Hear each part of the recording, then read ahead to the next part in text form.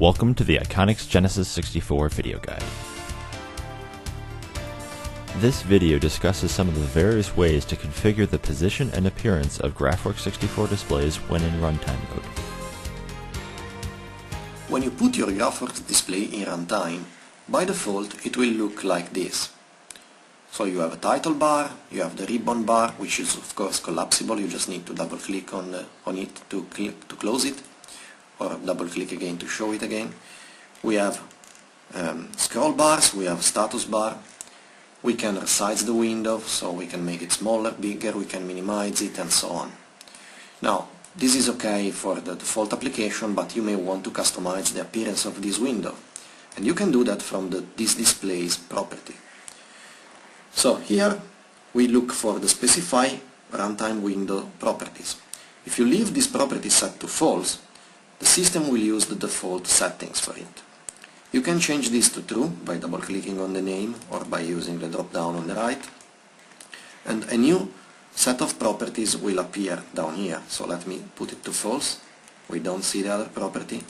And I set it to true. And now we see this group of properties. I can expand the group and I have a lot of properties that I can customize now. So first of all, I can say what is the start position for my window. Can be, for example, the center of the screen, or maybe the center of the owner if I want to use this as a pop-up. Manual is okay for this. Window state can be normal, or eventually minimize or maximize. Let's say that I want this window to start as maximized. I can say what is the left and top, just to define what is the starting position of the window and its sides.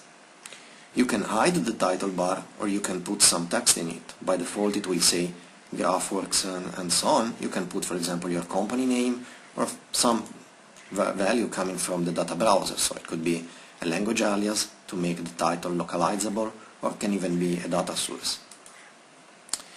You can have the control box, which can be displayed in the caption bar of the window, and you can have the minimize box and maximize.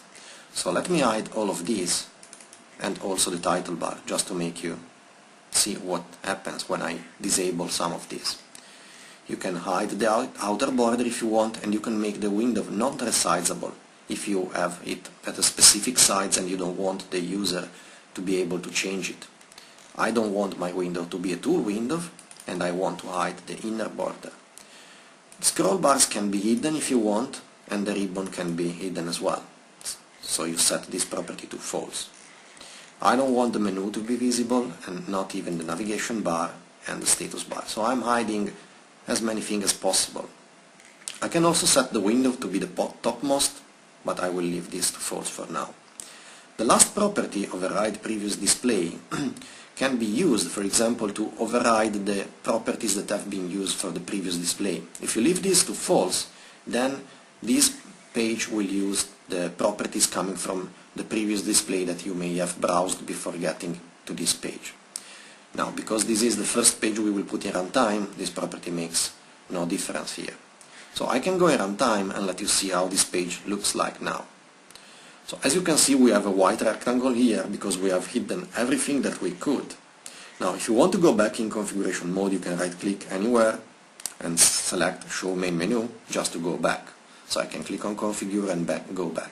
But in this way, if you want to create a full screen application where you have no distracting elements like title bar or maybe the ribbon bar, you can do that.